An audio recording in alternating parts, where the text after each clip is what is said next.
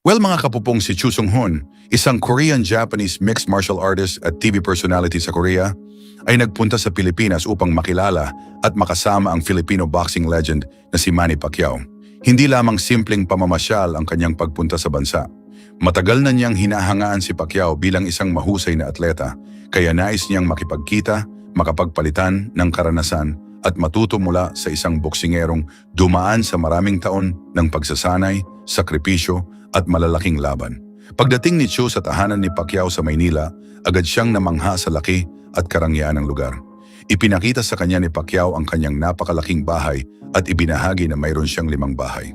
Ang mas nakakagulat para kay Chu ay ang sinabi ni Pacquiao na ang bahay na kanilang pinuntahan sa Maynila ang pinakamaliit sa lahat ng kanyang mga tahanan.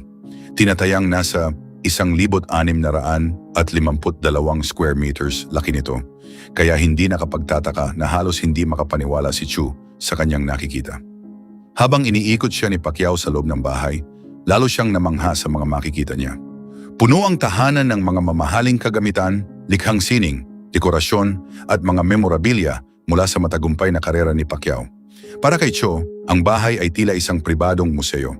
Isa sa mga pinakanakapukaw ng kanyang atensyon ay ang opisina ni Pacquiao, kung saan nakadisplay ang kanyang mga championship belt, tropeyo at iba pang mahahalagang alaala mula sa kanyang buhay bilang isang world champion boxer. Ipinakita rin ni Pacquiao ang iba't ibang bahagi ng kanyang tahanan, kabilang ang malaking dining area, swimming pool, hardin, pribadong sauna, gym at music room. Sa bawat lugar na kanilang pinupuntahan, makikita ang reaksyon ni Chu na puno ng paghanga at pagkagulat. Hindi lamang dahil sa laki ng bahay, kundi dahil makikita roon ang bunga ng maraming taon ng pagsisikap at tagumpay ni Pacquiao bilang isang atleta. Isa sa mga pinakatumatak na sandali sa kanilang pagkikita ay nang bigyan ni Manny Pacquiao si Chu Sung-hoon ng isang bote ng sarili niyang wine. Lubos na nagulat si Chu sa hindi niya inaasahang regalo. Habang ipinapakita sa kanya ni Pacquiao ang kanyang tahanan at mga personal na koleksyon, hindi niya inakala na bibigyan siya mismo ng boxing champion ng isang espesyal na regalo na maaari niyang maiuwi bilang alaala ng kanilang pagkikita. Lalo pang naging makahulugan ang regalo dahil ang wine ay iniulat na personal na ginawa o ipinagawa ni Pacquiao.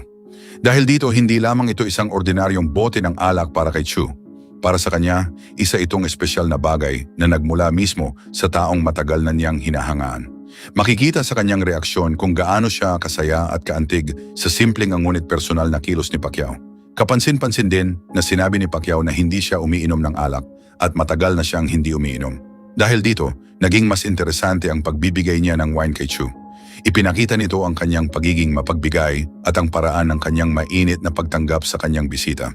Habang nagpapatuloy ang kanilang pagkikita, natuklasan ni Chu at Pacquiao na mayroon din silang mga pagkakaparehong interes. Pareho silang mahilig sa mga mamahaling relo at motorsiklo. Dahil alam ni Chu na mahilig si Pacquiao sa Rolex, nagsuot siya ng Rolex nang makipagkita sa kanya. Nakakatuwang pagkakataon naman na mayroon ding kaparehong modelo si Pacquiao. Dahil dito, lalo silang nagkaroon ng mapag-uusapan at naging mas magaan ang kanilang pagsasama. Bukod sa pag-iikot sa bahay, nagkaroon din si Chu ng pagkakataong matuto mula mismo kay Pacquiao tungkol sa boxing.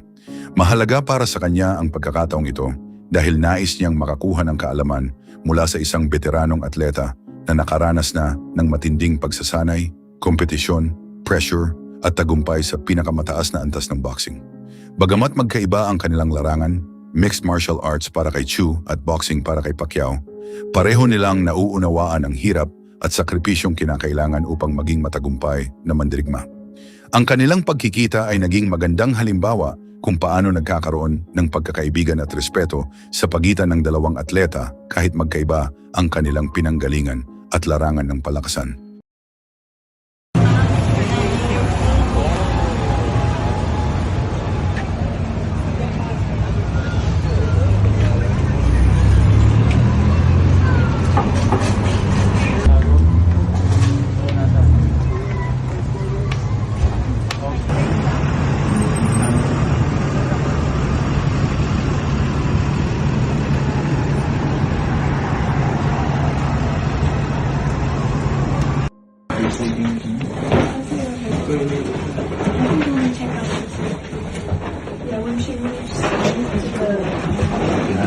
Yeah, I'll stay here. Are you doing like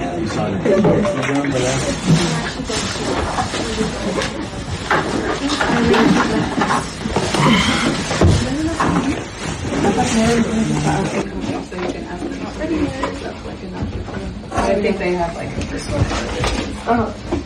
The first one not obviously. Would you read some of the slide? See like Tingnan mo na.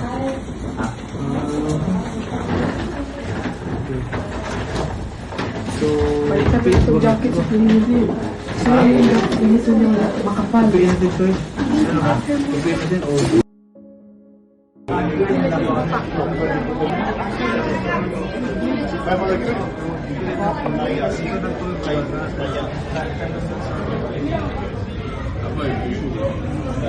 Pagkaabot dito sa dulo dito, itong dapat tawag dito, no? Ah, diyan ay tao tama.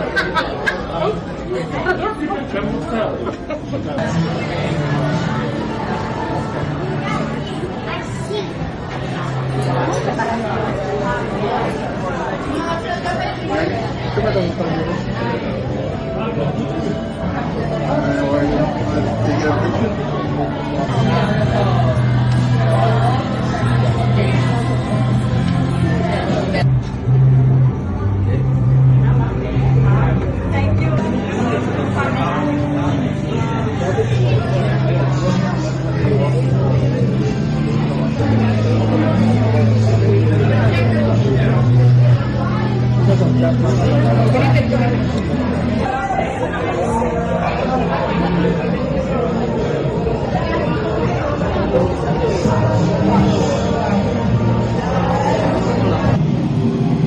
Hello.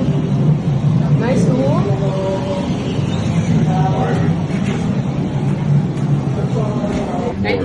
Oh.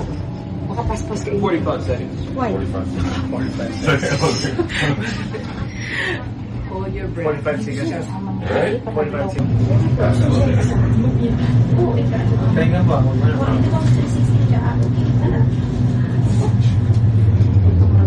Ganun ganun. Back, back, back.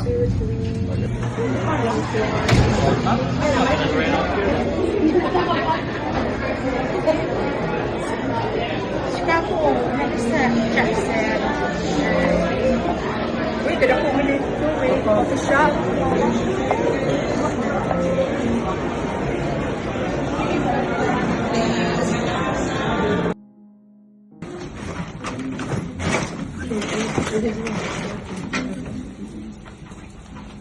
Hey, I put like the food on the top shelf, and then I set up.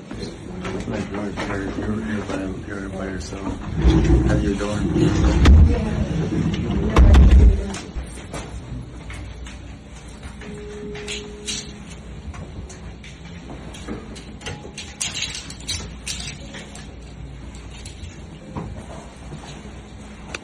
Tingnan mo na.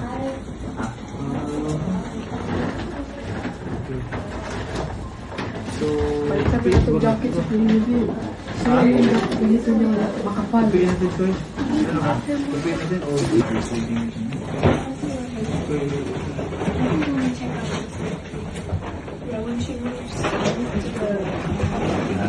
Yeah, she'll stay. I'll stay here.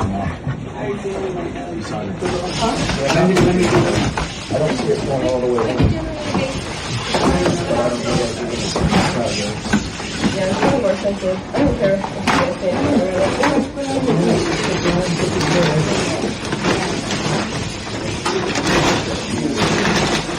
guys stay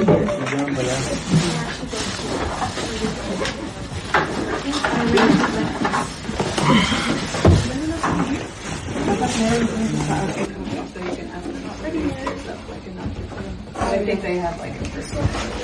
Oh. The first one not obviously. Would you read some of the slide?